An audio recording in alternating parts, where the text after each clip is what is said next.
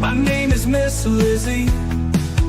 I don't ever smoke the dizzy, but we can always share some ditzies. It's just a cup in time. This song doesn't have to rhyme. Life's all of us, not every moment we can be feeling fine.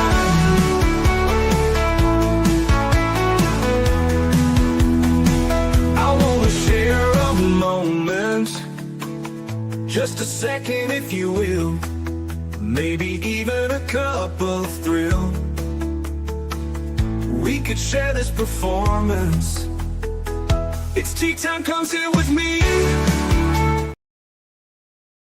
Well, welcome guys, Miss Liz in the house, and it is a new month. We are the month of July in 2026. Can you believe that we already did half a year of 2026? Well, welcome to Tea Time with Miss Liz, and we're going to get everybody over to some incredible platforms: Facebook, LinkedIn, TikTok, Instagram, Clapper, Lemonade, Blue Sky, all of those good, Substack, all those good platforms. Give those a like, follow, and subscribe, and get these tea times out there for my guest and for the listening audience that resonates with the stories. Also, jump over to the podcast apps: Podbean, iHeartRadio, Listen Notes, Devers, Apple Podcasts, Spotify, all those good ones. And the ones I haven't mentioned, Miss Liz is on all of those as well. And you can find all of those tea times for the last 7 years on my platforms. Also, check out babyboomers.org. Miss Liz has been partnered with them for about 3 years now, maybe 4, and time flies, like we're already half a year in 2026. If you're looking to be featured on different podcasts, there are over 50 different podcasts that are featured on babyboomers.org, and they have us flavor for everybody out there that is looking for something different. So check them out, babyboomers.org. Let's get the disclaimer going, and then that beautiful intro, and then we're going to get Ishi in here, and we're going to spill her tea. And her tea is teaching educational empowerment, but she's got a long story to her tea, and I think it's going to be a little fun today. We're going to have some fun. So let's get the disclaimer and then an intro, and then we're going to get into her tea with some mischief and some truth sprinkles and some culture, dancing, glitters, fairies, all of that good stuff. We've got a lot going on today with today's tea time. So, disclaimer for Miss Liz's Tea Time live shows. Miss Liz's Tea Time is a global platform dedicating to sharing real life stories, diverse perspectives, and meaningful conversations that inspire awareness, healing, and connection. I'm Miss Liz is going live using StreamYard. Before leaving a comment during the live broadcast, please grant StreamYard permission to display your name at StreamYard.com. Please be advised that all the content brought forward during any Tea Time show is presented in good faith. However, discussions may include opinions, beliefs, and perspectives that do not necessarily represent the views of Miss Liz or the Tea Time platform. Information shared by guests is based on their own experiences and is perceived to be accurate at the given time of airing. All guests, viewers, and participants are responsible for using their own good judgment when considering any action or decision that may relate to these discussions. Some episodes may cover sensitive topics, including but not limited to trauma, abuse, grief, mental health, and other emotionally triggering subjects. Listeners and viewer discretion is strongly advised. Tea Time with Miss Liz is an open discussion forum designed to offer insight, inspire awareness, and create connection. It is not a substitute for professional, medical, legal, or therapeutical advice. If you require professional support, please seek assistance from qualified professionals or trusted resources in your area. If you have any questions regarding this disclaimer or the content of the discussion, you are welcome to contact me, aka Miss Liz, directly on my email at bookingmissliz@gmail.com or visit my link tree at Miss Liz's Tea Time. By choosing to participate in, comment on, or view these live shows, you acknowledge and accept this disclaimer. Your participation is entirely volunteer. I, Miss Liz, welcomes you to join the conversation with an open heart, and if at any time you feel this platform is not right for you, I respect your wishes and decision and welcome you back whenever you are ready. Tea Time with Miss Liz is serving truth and awareness one cup at a time. Well, welcome to Tea Time with Miss Liz, where laughter meets life lessons, and every conversation reminds us that sometimes the best medicine is a genuine smile. Today's guest proves that comedy isn't just about making people laugh, it's about helping people see life from a different perspective, finding joy in everyday moments, and bringing people together through humor. Please join me in welcoming Ishi Khan, British comedian, writer, and creator of the hilarious Ask Granny series, where quick wit, clever observations, and timeless humor has captured audience around the world. Known for her sharp comedian style and unforgettable granny character, Ishi has built a loyal following by remaining reminding us that wisdom often comes wrapped in laughter. Her comedy celebrates family, everyday life, culture experiences, and the wonderfully unpredictable moments that connect us all. Today's tea time isn't just about comedy, it's about resilience, it's about perspective, it's about discovering that laughter can often open the doors to healing and connection. Today's conversation will explore the inspiration behind Ask Granny, finding humor in everyday life, the healing power of laughter, creativity and storytelling through comedy, and why joy is something we all deserve. Ishi reminds us that sometimes one laugh can brighten an entire day. So grab your cup and join us for a joyful conversation filled with laughter, wisdom, connection, and real life tea, truth, experience, and awareness.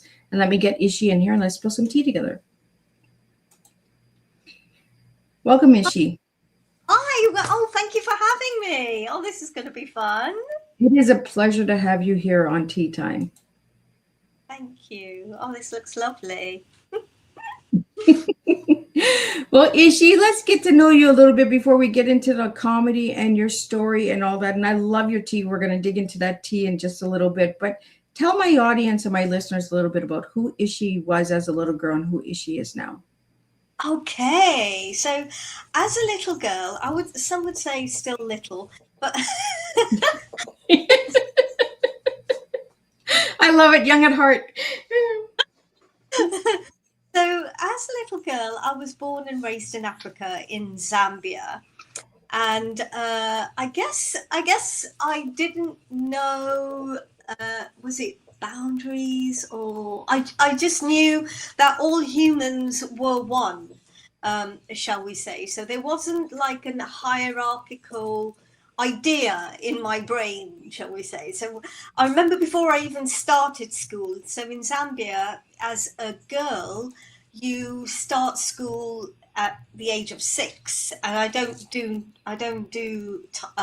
date of birth or anything like that, so that was a bit confusing. And boys start at 7. But I was really keen to get to school, and my mum was teaching at a school, so I remember going to pick her up once, and I walked through a corridor which was for staff only, and the headmaster was walking through the same corridor. I didn't know, I didn't work at the school or anything, but what I did know was my mum had spoken about him at dinner one night and said how he had really big ears. So I recognised those ears as a 4-year young girl, and I just looked at him and I said, "Oh, hi, Surty," and he did not like that I did not address him with a mister. It was me, a little one, I would say, not knowing that, I didn't see this, and I still don't. I don't see differences so much in people as I see sentient beings. So sometimes, like, people will go, "Oh, but so-and-so is too young for this," or "So-and-so is too old for this." I go, "No, I just see a soul. I see a soul. That's all I see." There we go. Well, tell us a little bit about who you are today, and then we'll get into this Ask Granny, because we have a question here about Ask Granny. Okay, perfect. So who I am today is somebody. So listen, my purpose in life is really to bring about laughter, and I do that in various forms. So I do that through stand-up comedy, through making theatre, through writing, through laughter yoga for groups. So anything that can help make people laugh. I've even tickled a stingray at an event at one point. I was just like on the other end of the glass, and I was like, "Go on then, let's have a tickle." And in fact, today what I have been doing is rubbing noses with a unicorn and tickling the unicorn, and look what he's left me. Ta-da! So in any which way that I can make a sentient being laugh, I do. I love it. I love the uniqueness of what you do, Ishi, because, it's the little things that bring the chuckle out, right? It's not overthinking it. Just be yourself. Just get into their little, your little sparkle and glitter, and just be you. And I love that. And like before we went live, I said, I love your outfit. Like, it's all sparkly and glittery. And those are the kind of guests that Miss Liz really loves. I like the ones that are outside of the box. We have question here about Ask Nanny. Ask Granny. I'm a nanny, so I Ask Granny. How did Ask Granny come about? Okay, so Ask Granny came about. So it is. So my grandma basically features on this show. So I do call her NaanE. So in our culture, my heritage is Punjabi, which is from the north part of India and Pakistan, which was all of India before partition. But that's another long story for another day and another podcast, I'm sure. So in Punjabi culture and in most of Indian culture, you have a different name for a maternal grandmother and a different name for a paternal grandmother. So maternal grandmother is called a NaanE. And this is my granny, my NaanE. And basically, I've managed to keep my comedy life secret from her. And most recently, she's gone on to the internet and found out that I do it. And now she wants to be a guest on my show. So she basically comes and does this guest spot where people bring her woes and worries, and she's a bit of a worry collector, and then she gives them life hacks. So that's the whole show. But how it came about was really noticing a lot of divisiveness. There's a lot of stuff in the world that is almost designed to get us divisive and go, oh, what? You mean you don't like sunsets? You only like sunrises? Then I'm not going to be your friend anymore. Do you know what I mean? So there's a lot more of that. And I thought, well, you know, Granny was like, this is just nonsense, because at the end of the day, we are one humanity. So let's all get one humanity in one space, and let me get their worries and their woes and then dispel them, and let's bring everybody together through this. So that's how it came about, really. I really love it, you know, because there is so much division in the world. And, you know, we say diversity and inclusion. I find that there's less of it since we've started talking about diversity and inclusion. Mm-hmm. Yes, absolutely. I think there was a rise just after COVID and lockdown, when the awareness was being raised during COVID time, and now there seems to be a backlash against it. And actually, I feel like the backlash is quite sad, because what that is showing me is insecurity in somebody. When you feel like, oh my gosh, people are getting things because they're ticking a diversity or inclusivity box and I'm not. What that is insecurity and envy, and not actually recognizing what you really have in your life and what you've had a privilege to have and others haven't, and that's why they're being platformed. So yeah, so I do feel sorry for the backlashers, we say. Yeah. Absolutely. Well, we have a question here from Bubbles. And did you always know comedy would become your path? You know what? I really didn't. I didn't even know what stand-up comedy really was. I wandered into it accidentally. But now I look at what I was like as a little girl, and I was the one who was trying to create some kind of silliness in my family, or some kind of ridiculousness, something to laugh about in my family. So yeah, I wandered into the path accidentally, and now recognize that this is where I was really meant to be. And I've been down lots of different paths. I mean, if I was to ask your audience to guess, could they guess what I trained as professionally, what I actually read at university? Could they guess that? Oh, good question. So for all my listeners out there that are tuning in tonight, and for who or watch the replay, maybe put that in the answer. I love when my guests throw those bubbles out there, because, and I love that we had a question from Bubbles, because I just said, let's put those bubbles out there, right? It keeps the engagement going. It keeps the conversation going, and it keeps the listeners interested as well, because then they're like, oh, I have to do my homework. So for all of you guys out there, let's see the answers. I want to see the answers in the comment section. Izzy, if you could just repeat that question for my listeners so that they know what they're looking for. Absolutely. So, can you guess what I trained as professionally? What degree I read at university? Could you guess, please? And I'm hoping we see some answers in the comment section here, guys. Like, go out and do your homework. It's time to do homework on Miss Liz's Tea Time. We have a question here about NaanE again. How did your character NaanE become such a beloved part of your work? Oh, how did she? Well, look, there's a thing, right? When NaanE Swami takes to the stage, people absolutely love her. Actually, they love her more than they love me, which leaves me feeling a bit sad. So I tried to keep her in a box.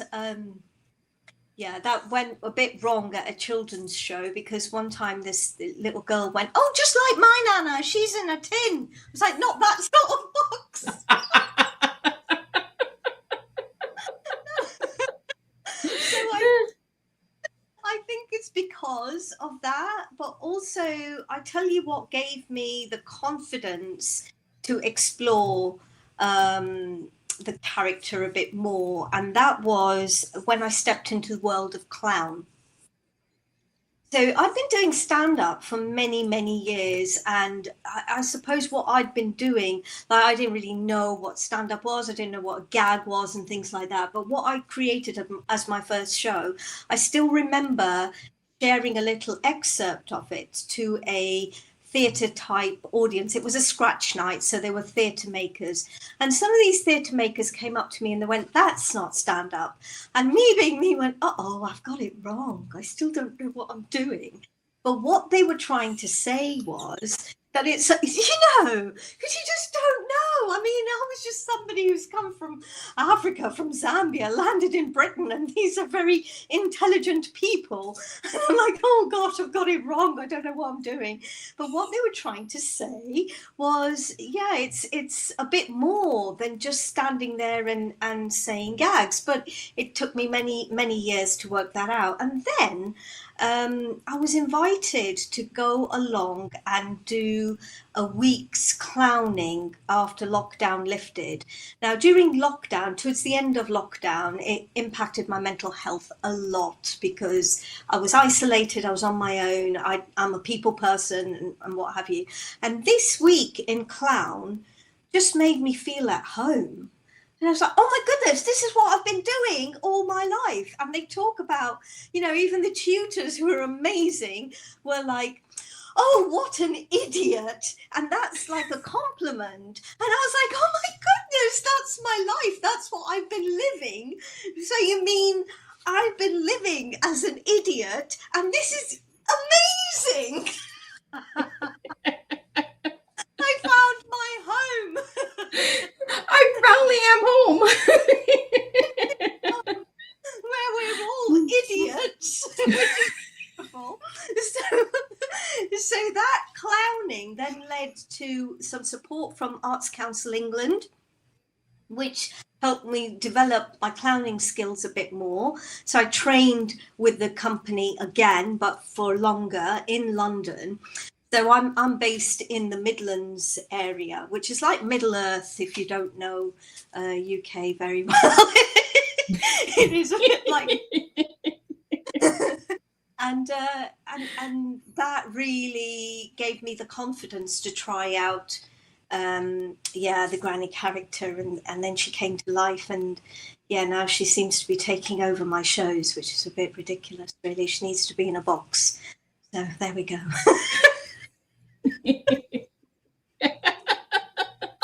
Granny's got to take a nap. I hope that's answered the question. It was a bit of a way round, but yeah, sometimes I don't even remember. Yes, who knows? Yeah. Well, we have a comment here from Russ, and it's congratulations on the sold out success of Ask Granny. Thank you.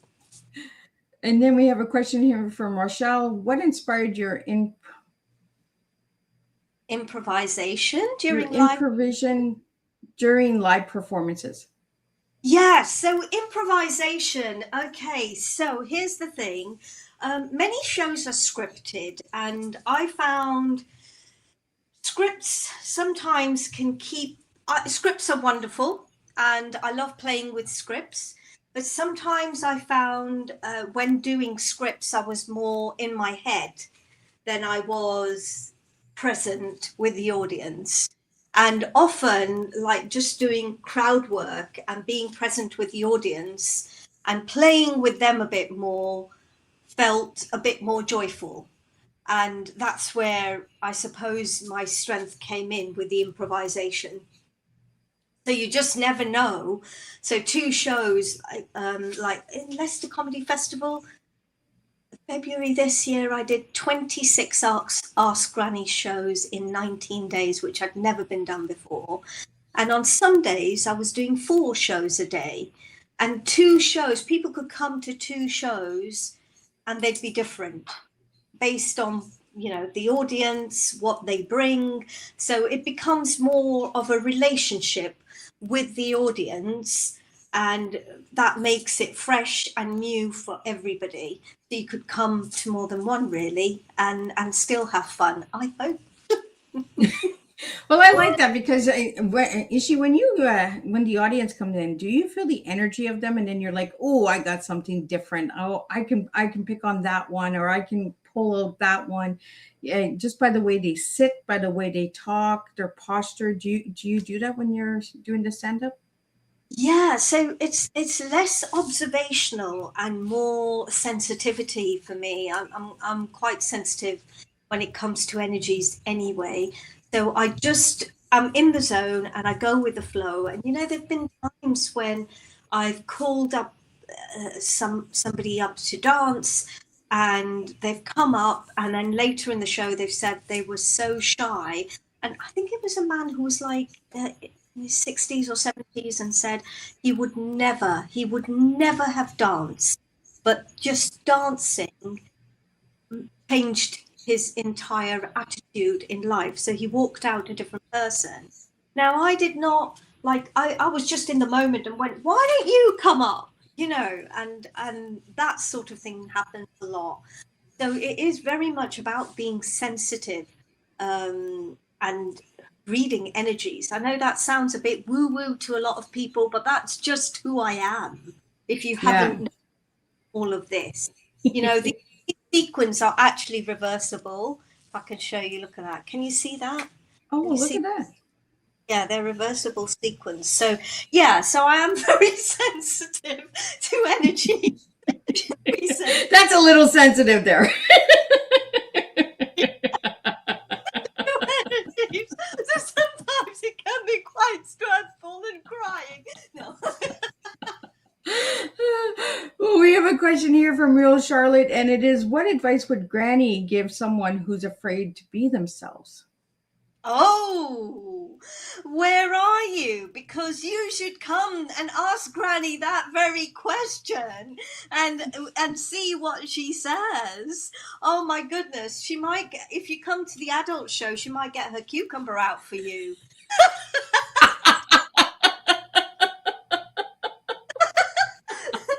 You never know when she gets up to. She's got cucumber, she's got banana,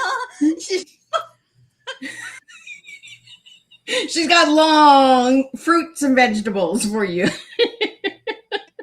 it depends how she feels on the night. She might even flick you a mini cucumber because it's big enough. Who knows? Well, we have a question that just came in, and it is, why do you believe laughter can bring people together? Why do I believe laughter can bring people together? Because I've seen it happen. So through laughter yoga, to give you an example, one time when we did a laughter yoga session, we had people from all backgrounds, and there was over 100 people there in this little space. You had a 1-day-old baby right through to 99-year-young granny. And when we did the laughter yoga, everybody just united in that. There was no your laugh, this is how a laugh should sound, or this is how a laugh should be, or, you know, I believe that sunsets are better than sunrises. None of that. In that moment, everybody was laughing together. Everybody. So I've seen it and I've felt the energy, and that's why I believe what I do. It's also I, the quickest way to unite people, really. Yeah. And if you haven't tried yoga, you should. It's really an exercise and a meditation that really releases a lot of energy and a lot of hard struggles and trauma within the body as well.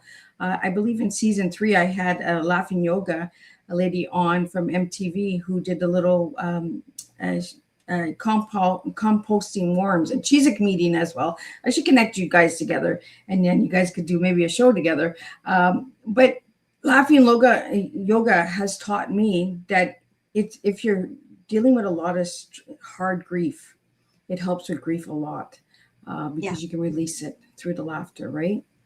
Yeah, absolutely, absolutely. There was one group that I worked with of elderly people.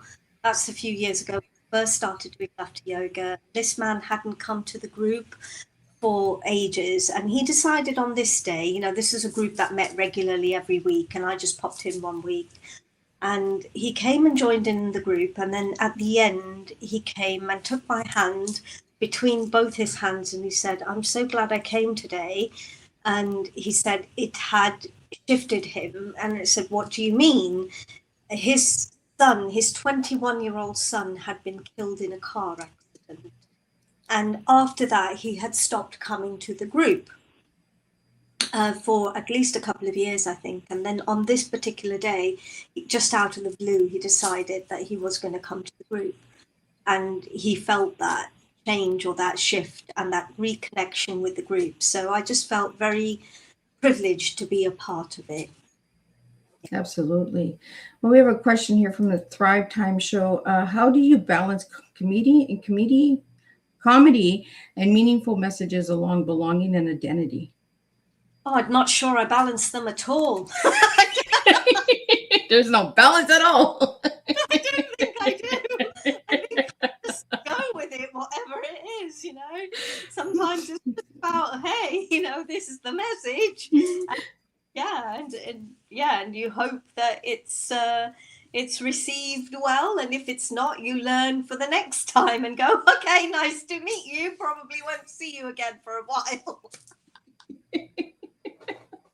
Well, Ishi, I want to get deep into your tea, because your tea is an amazing tea. We're going to start off with the beginning of it, and it's mischiefs making playful laughter, spreading fairy dust. Tell me a little bit about that mischief and making playful laughter with the fairy dust. Where's the fairy dust? Oh, yes, the fairy dust. Here it is. Here it is. Okay, so mischief making is, okay, let me show you one of my mischief makers that comes out sometimes. And you see my boy, oh, here's my boing. You saw my boing's bottom, sorry. There we go, there's my boing.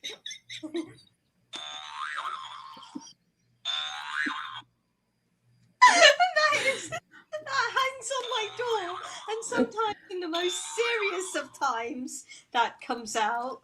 So yeah, it's just being silly at every opportunity you can, you know. Sometimes people will ask you a very serious question and you very seriously answer it, but with a very ridiculous answer. And that is how mischief making happens, really. I need to get me one of those boing boys. Yes, I mean, like, you know, there's a story I tell in, like, Ask Granny for the family version, and this is genuinely true. Like, when I'm walking to catch the bus, if I see a magpie, do you get magpies there in the States? Yes, we do. I'm in Canada. Sorry, I apologize. Yes. So when you see a magpie here in the UK, on its own, people do a thing called the salute to the magpie, which I learnt. But my thing is now, when I see a magpie, now whether it's on its own or there's some kind of rhyme, one for sorrow, two for joy, something like that, blah, blah, blah. So if there's one on its own, they salute it. And so, and they salute it and they say, hello, Mr. Magpie, how are your wife and children? So I genuinely do this. When I see a magpie, whether it's on its own or not, I'll say, hello, Mr. Magpie, how's your wife and children? 10, 9, 8, 7, 6, 5, 4, 3, 2, 1. And anybody walking on the other side of the road will just continue walking. And sometimes, you know, the bus driver just stops and stares. But the worst bit was when I did that driving the bus, everybody on the bus was like, what are you doing? You can't turn the bus around. So there's those sort of things. Then there was one time I was dating this guy, and we bought like a clementine as we were walking along the Thames River in London. And it had like a barcode sticker on it where you scan the fruit to buy it. And he decided to just take it off, peel it off and stick it on, I think on my cheek. So I peeled it off my cheek and I stuck it on the tip of my nose and walked through London with this barcode on the tip of my nose for the whole day to see if anybody would notice and if anybody might stop and say, excuse me, you've got something on your nose, and nobody did. Nobody did. Wow. I thought maybe somebody come up with a scanner and scan you.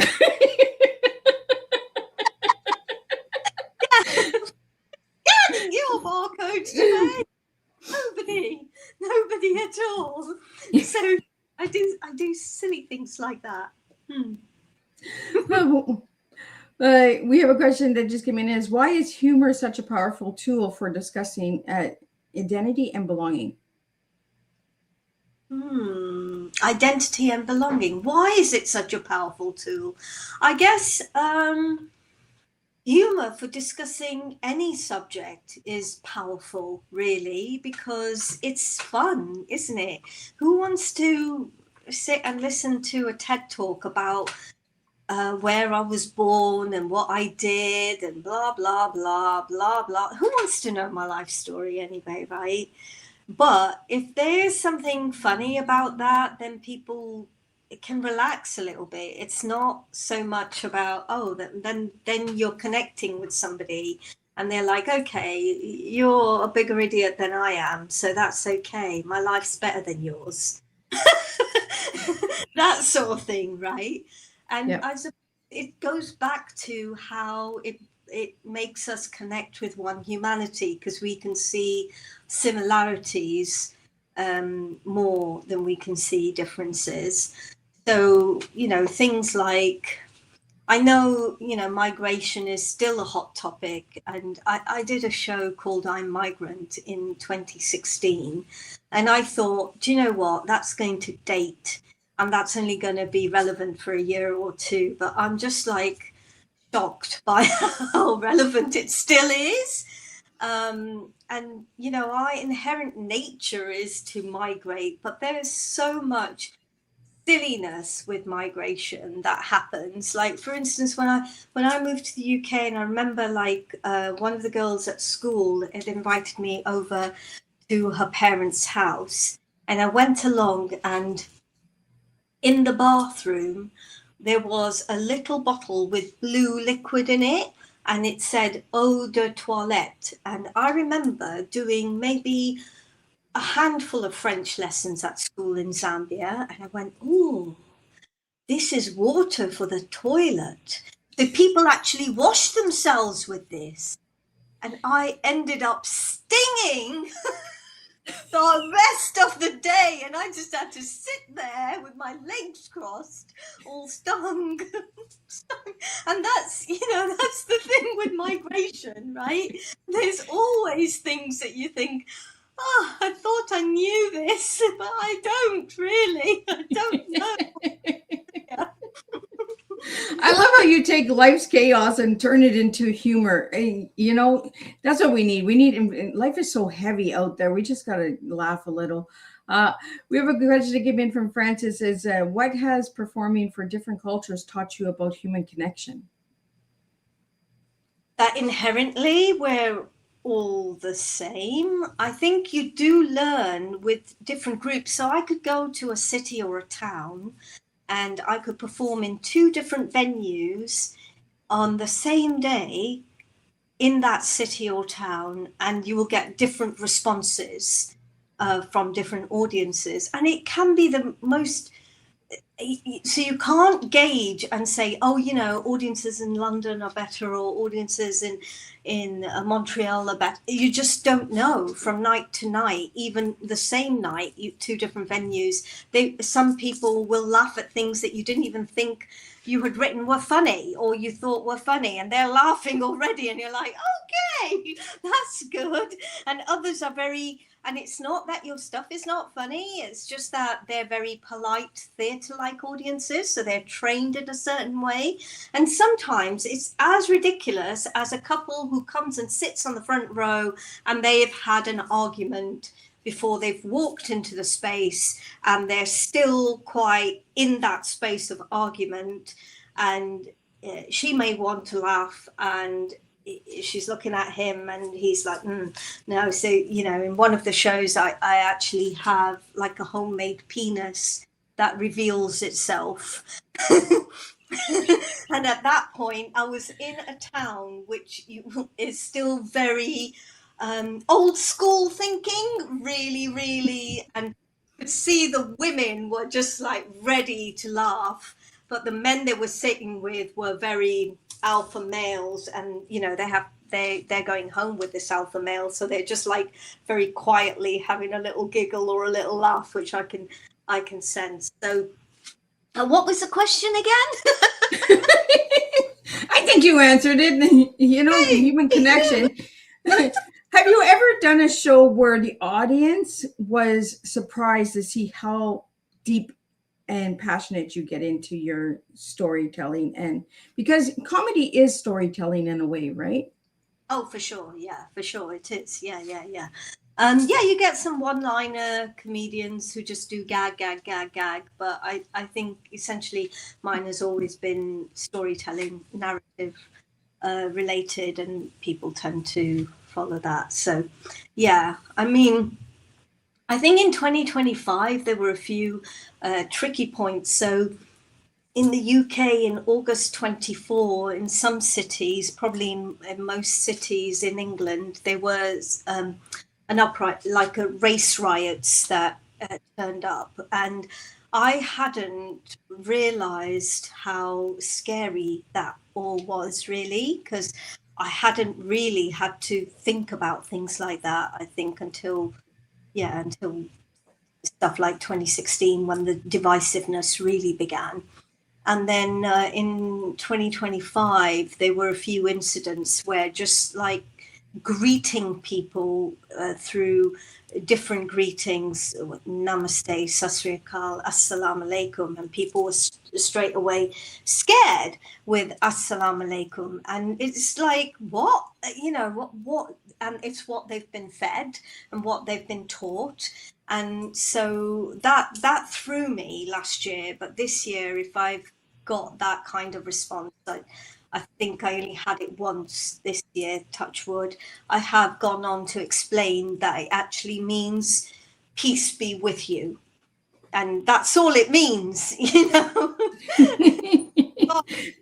Chill out a bit. I'm not telling you to go and take a piss. I'm just saying, you know, peace be with you. We have a question here for you, Ishi, and it is, what lesson has NaanE unexpectedly taught you?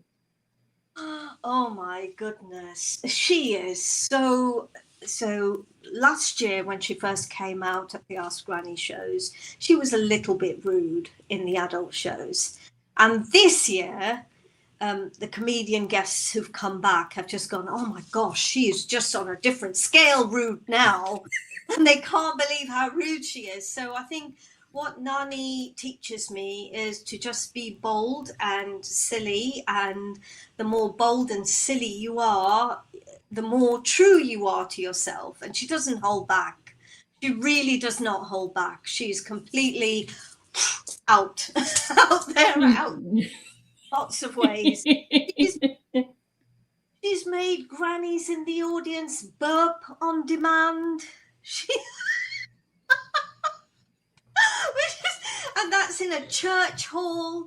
And what was interesting about that gig was the promoter came in and had a chat with me afterwards, and he said, I don't know what you've done, but that lady was so grumpy when she came, and now she's left happier. I said, oh yeah, Granny just told her to burp. Sometimes you just need a good burp. Sometimes the gas just needs a pass. How many people are holding on to it and looking miserable on the outside? You just never know. Maybe that's the cause of all the wars in the world. If only people just let it go. Just have a good burp, guys, and the world would be better. Right? Ishi, we have another question here from Mac, and what's one message you hope every audience member carries home after Ask Granny? Okay, connection, unity, love. See the love in everyone. See the love in yourself. Forgive yourself, because from this point on is a fresh start for everybody. That. Well, I just want to get more into the tea, because the next part of your tea is the truth sprinkling elf of awkward chats. Yes. So what's this about the elf, and what's the awkward chats that you're having? Okay, so I suppose awkward chats are sometimes people come with some worries that they don't really know, how they're going to address those. Like in one of the children's shows, for instance, there was a little girl, and she came along and shared her worry with Granny, and her worry was that felt there was monsters in her room. She felt scared by the monsters in her room, and it was a very brave thing for a little girl to do in front of a live audience and share that. So that can be quite an awkward thing in a comedy show to deal with. So at that point, Granny, listens to what she has to say and then gives her advice on that.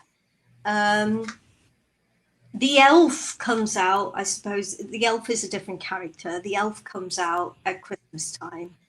So sometimes I liken the Ask Granny family shows to Granny is like your alternative Santa, where children just want to come and have a chat with her, and they just want to share things that maybe the parents are not even aware of. One time, a little girl came up and just said she was really nervous about going into year 3.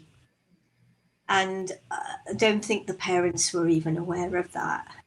So when she said that in front of a live audience of over 100 people, there was another little girl on the front row who just went, I've been in year 3 and you're going to love it, trust me.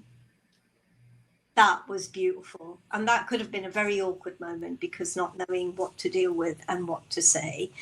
What other awkward moments are there? I guess, making grannies who come to the show burp in front of, in a live audience. I'm not sure how many shows actually encourage that kind of behavior and just go, who can burp on demand? And then this granny, I can do that. Okay, then do that. Let's see. On demand. Oh goodness. And getting people up to dance and all sorts of things. Yes. I don't know, what would you say is an awkward thing to chat about? I don't know. Burping is one of the awkward ones, right? Passing gas, or text is coming in, like you send a spicy text to your mate at a comedy show, and how Oh, he would react, right? Like, oh yes. Okay, so Granny does that in the adult shows. She spices it up for them when they're really shy and held back. So yes, so there was one where the lady brought her mum, and the lady, I would say, is probably in, I don't know, because I don't do age, probably 30s, 40s, I don't know. And her mum was there, and she was talking, Granny was talking to her mum to say, where is her boyfriend? And, does she want Granny's help to find a boyfriend? And sometimes she starts pairing up people in the audience. And or auctioning them off. Like, who wants this boy? He's a very nice boy, trust me. And he was saying, oh yes, that happened actually just last month, where one of the comedians was a guest on Ask Granny, and this was an adult show, and he told Granny that he was married, but she wasn't having any of it. I think it was because she asked him what he'd been doing all day, and he said he'd been cleaning. So at that point, she decided she was going to auction him off. Girl in the audience. And he was like, but I'm already married. No, it's okay. Who wants this boy? That's what she auctioning him off. So that could have been quite awkward, right? so Ishi, out of all of the shows you do, which one do you prefer the most? The family shows, the adult shows? Oh gosh, do you know what? They're all, I can't pick one because they all have beautiful glitter about them in different ways. With the kids shows, it's wonderful because you just see the kids want to be involved, and in a very lovely way they share their worries and leave feeling lighter, and their confidence grows out of that.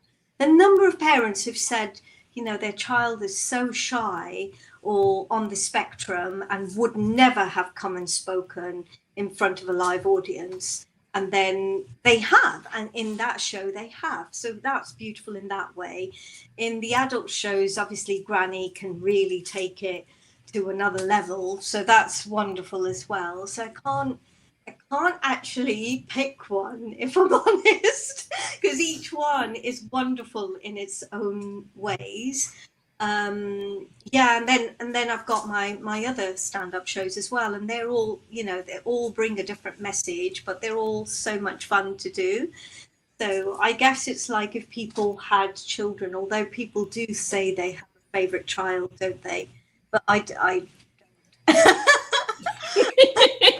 That'd get us all into trouble if we say we have a favorite kid. don't. I just love them all. I love them all for different reasons. Yeah, for different reasons. They're all wonderful to do. Yeah. Well, we have a question here from Ariel, and has comedy ever helped you through a difficult season in your own life? Oh my goodness, absolutely. So absolutely. Okay, so my first show, when I created that and started touring it, was called I Am Happy. And I just booked the final venue for the tour. I came off the phone and I felt really accomplished. I don't have a producer or a production team or a project manager. I did it all pretty much myself.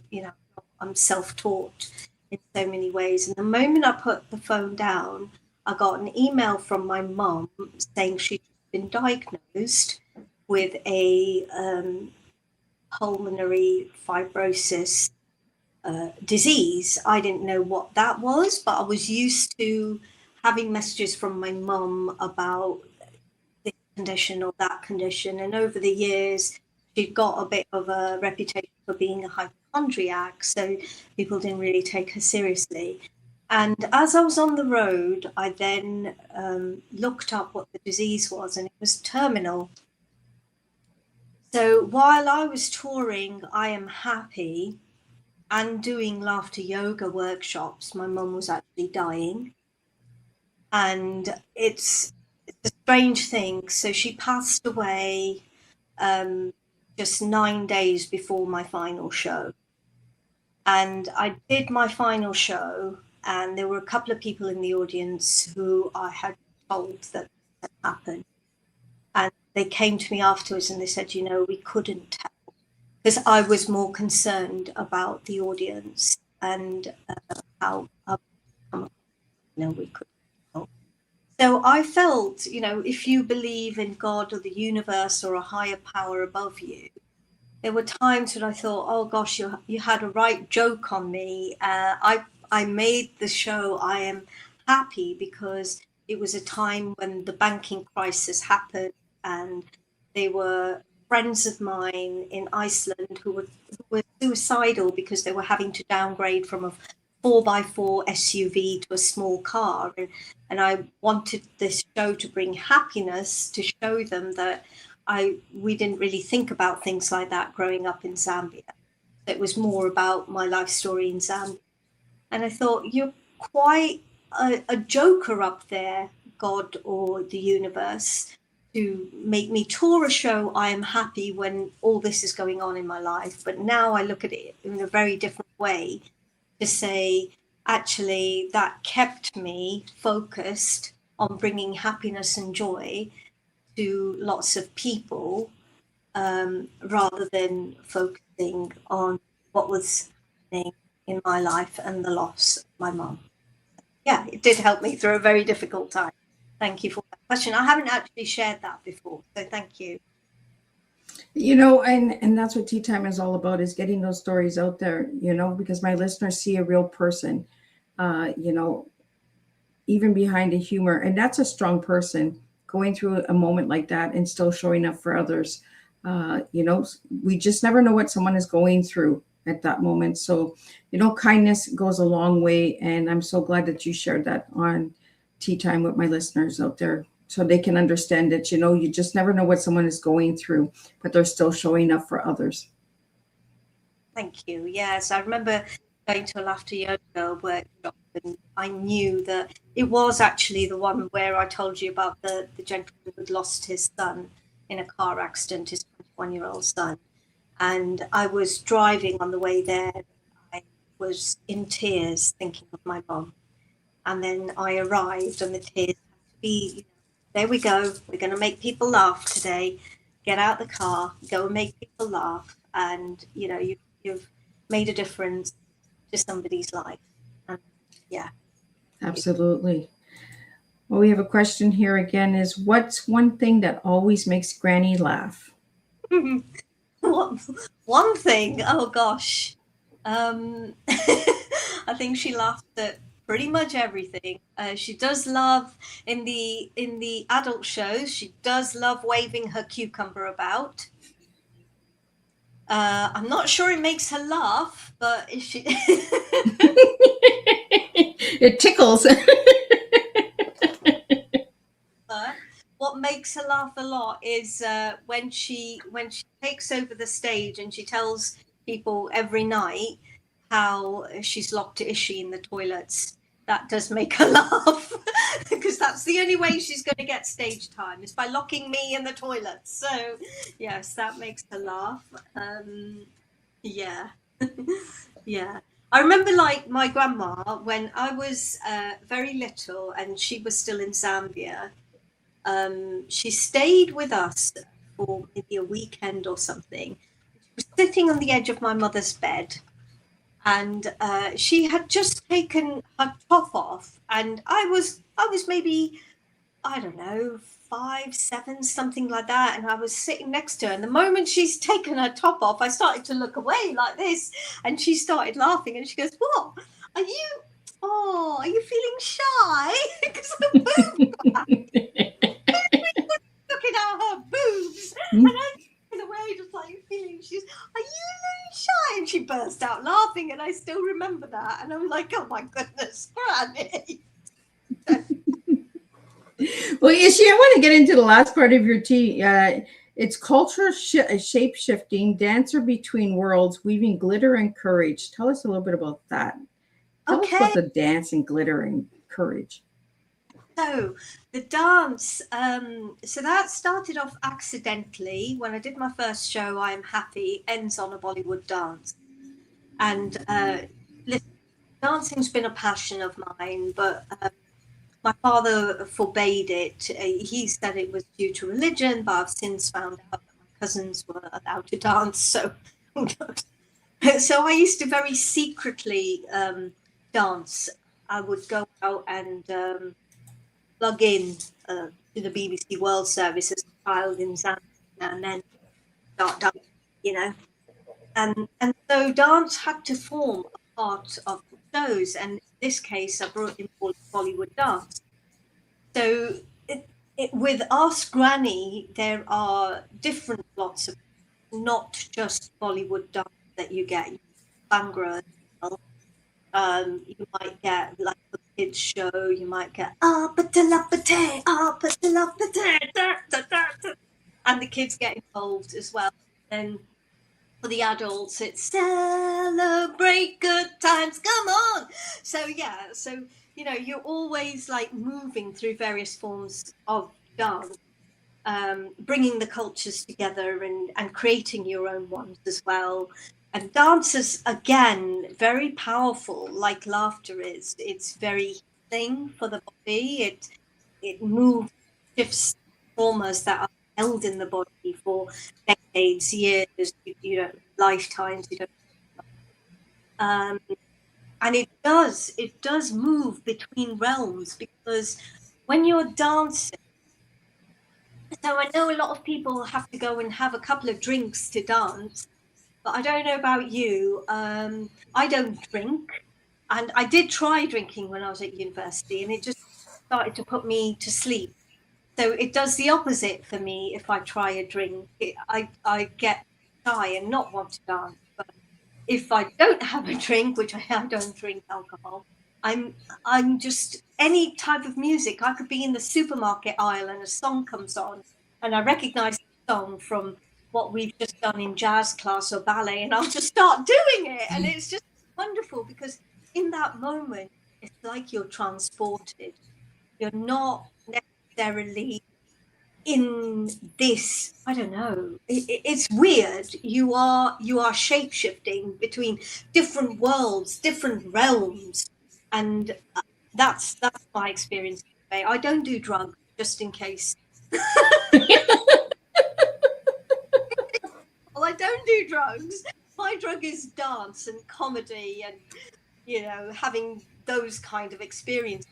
But it's just quite an experience. And you also find this actually in Sufism. So in mystical Sufism, even the spin creates like this trance-like state where you are going into different realms. So that kind of cultural shape-shifting, where one moment you could be a squirrel who's just said hello to me, or a magpie who's just had me dance for them. And then the next moment you're doing a bit of Bollywood or Bhangra dancing, you know what I mean? And all of that, I mean, even to me, it's quite normal to just stop and have a chat with a squirrel or dance with a magpie. But, you know, for other people, I guess it takes courage, you know, to do that. And then wearing glitter is optional, and I can highly recommend going and doing a nose-to-nose kiss with a unicorn and get. Did any of that make sense? Well, Ishi, if you had a final message for all the listeners out there tonight, and where can people find you if they'd like to have you as a guest on their podcast or a speaker or anything like that, where can people find you? Okay, so I'm on Instagram, Ishi2Funny, ISHI and the number 2 funny. I'm also on Facebook as Ishi2Funny. I would say on Instagram, please, you can send me a direct message that way. I did have a website, but sometimes it's up, sometimes it's down. Who knows? It has its down days. like everybody. There we go. So the best way would be through Instagram, and I usually tend to post where I am as well. So also let me know if you'd like Ask Granny come to your town, your city, your parties. I'm sure Granny would love to do a show for a wedding or a birthday or a bar mitzvah or a funeral. Celebration of life. Absolutely. Right. Yes. Yes. Yes. Absolutely. Yeah. She'll probably be going, haha, it's not me in the box. Ah. You thought I was here, but I'm here. So Ishi, what would your final message be for all the listeners tonight? Okay, so tonight I would say increase your self-awareness, people. If you find yourself like having a disagreement with a family member or a long-term friend or a neighbor, just check yourselves and see where your information is coming from for that disagreement. And try and bring some harmony within yourselves, because you know what? At the end of the day, we are all one, and that is all there is. So focus on the love. Focus on the love in each other, and let's absolutely exude this love across our planet, across the galaxies, across the universes. Let's exude so much love that Venus up there gets jealous and goes, hey, I want to go and hang out on Earth today. Let's do that. That's my challenge. Can we do that? Well, thank you so much, Ishi. It was an honor to have you on Tea Time, and for the audience to join and bring in your questions. I really love all the support. Don't forget, Ishi did ask a question, so if we can get that into the questions and the comment section, even after the show, I'd like to see that, and I'd like to see if you guys went and did your homework and all that good stuff. Can you still hear me, Ishi? Yes, I can. Yes, yes, yes. Thank you so much for having me, Miss Liz. Well, I'm just going to do a quick recap of what tonight, this afternoon's tea time is, and I'll join everybody tonight at 7 p.m. And I really just enjoyed this conversation and having you as a guest, because, you know, we need a little bit more laughter at the table, and spill a good tea. Like it was amazing. What a wonderful way to spend our tea time together. Ishi, thank you for bringing your humor, warmth, creativity, and joyful spirit to the tea time table. You reminded us that laughter is far more than entertainment. It is connection, resilience, perspective, and sometimes exactly what our hearts need. Today, we explored comedy, storytelling, culture, everyday life, and the incredible gift of finding light even during difficult times. One of the strongest takeaways from today's conversation is this: never underestimate the power of making someone smile. A simple moment of laughter can ease anxiety, lift heavy hearts, create connection, and remind us that we are never as alone as we sometimes feel. You Ask Granny character reminds us that wisdom doesn't always arrive in serious conversations. Sometimes it comes with laughter, a clever observation, and a reminder not to take life quite so seriously. As we close today's tea time, I leave everyone with this thought: when was the last time you laughed so hard that you forget about your worries, even if you only for a moment? Because joy is not a distraction from life. Joy is one of the ways we survive it. Thank you, Ishi, for sharing your gift of laughter, creativity, and your heart with the Tea Time community. Until next time, keep laughing, keep spreading kindness, and keep serving real life tea, one conversation at a time. Today's takeaway is laughter may not solve every problem, but it gives us the strength, hope, and perspective to face them with a lighter heart. And I'll see everybody at 7 p.m. and we'll do this all over again. Thank you so much for having me. It's been so much fun. I'm just going to leave you